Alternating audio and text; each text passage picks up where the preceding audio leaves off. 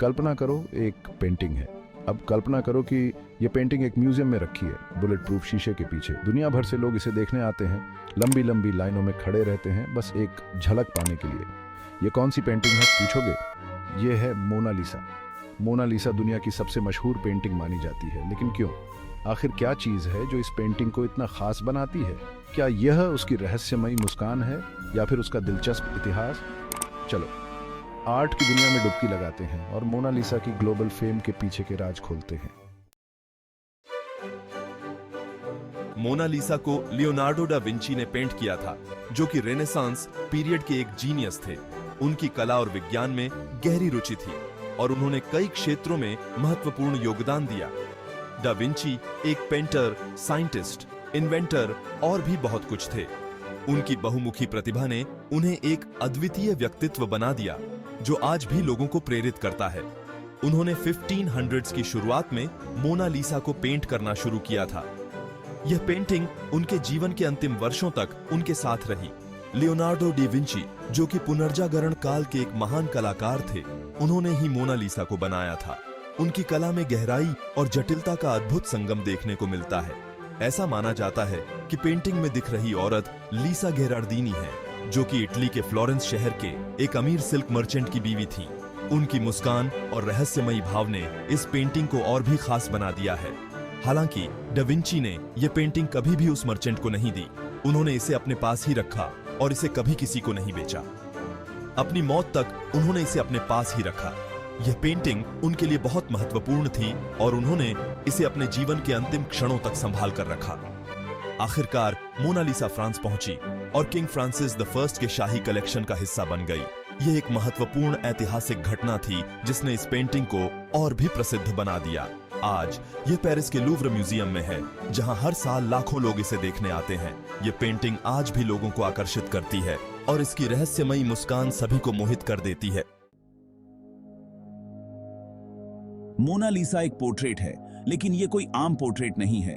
यह एक ऐसा चित्र है जिसने सदियों से लोगों को मोहित किया है।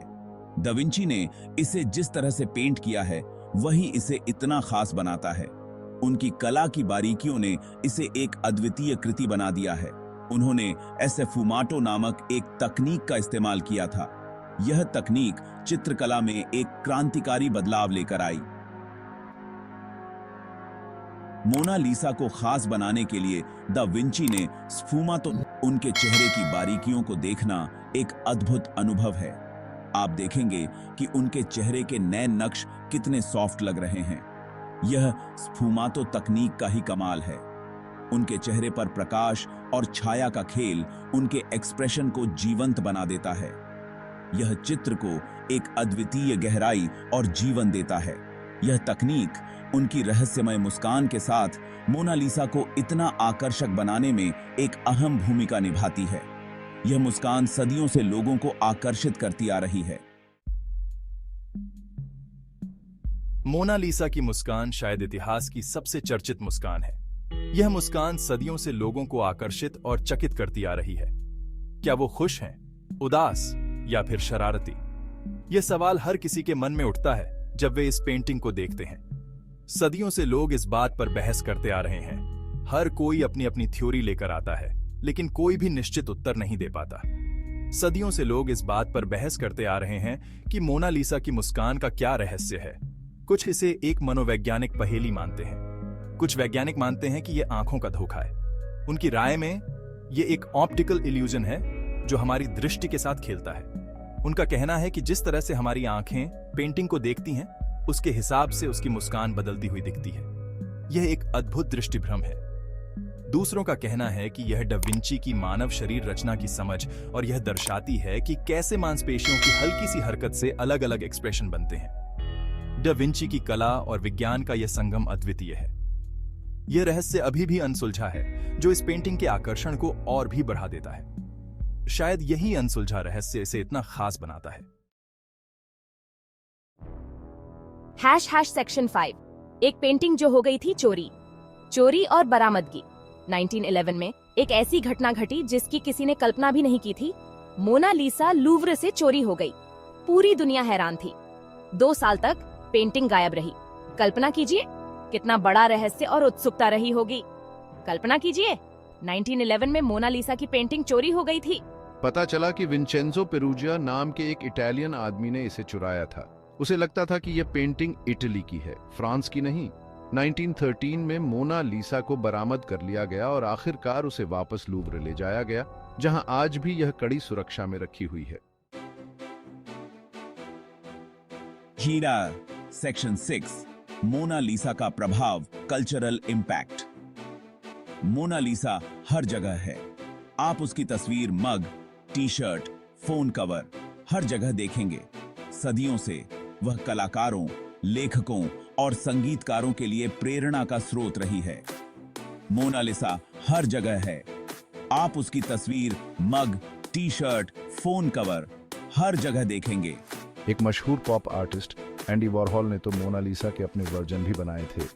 यह पेंटिंग कला की सीमाओं को पार कर गई है और एक ग्लोबल आइकॉन बन गई है, जिसे पूरी दुनिया के लोग तुरंत पहचान लेते हैं। सेक्शन 7 शाश्वत आकर्षण। आखिर क्यों आज भी हम मोनालिसा की तरफ खींचे चले जाते हैं? हो सकता है कि यह इतिहास, रहस्य और डा विंची के अद्भुत कला कौशल का मेल हो। यह पेंटिंग हमारी जिज्ञासा को जगाती है। यह हमें सोचने और महसूस करने पर मजबूर करती है। हम उस रहस्यमय मुस्कान में छिपे राजों को समझना चाहते हैं। यह पेंटिंग हमारी जिज्ञासा को जगाती है। यह हमें सोचने और महसूस करने पर मजबूर करती है। हर पीढ़ी मोनालिसा को नए सिरे से खोजती है और कला के इस प्रतिभाशाली काम से अपना खुद का मतलब और जुड़ाव ढूंढती है। सेक्शन 8 निष्कर्ष। युगों युगों तक के लिए एक प्रेरणा। मोनालिसा केवल एक पेंटिंग से कहीं अधिक है। यह मानव रचनात्मकता, प्रतिभा और कला की स्थायी शक्ति का प्रतीक है। अपने रहस्यमय मूल से लेकर समय के साथ अपनी अविश्वसनीय यात्रा तक, मोनालिसा हमें आज भी मोहित और प्रेरित करती है। यह इस बात का प्रमाण है कि कला के कुछ काम वास्तव में समय की सीमाओं को पार कर जाते हैं और कालातीत प्रतीक बन जाते हैं। मोनालिसा केवल एक पेंटिंग से कहीं अधिक है। ये मानव रचनात्मकता, प्रतिभा और कला की स्थायी शक्ति का प्रतीक है। मोनालिसा की कहानी हमें याद दिलाती है कि कला में हमें जोड़ने की ताकत है, चाहे हमारी भाषा, संस्कृति या समय कुछ भी हो।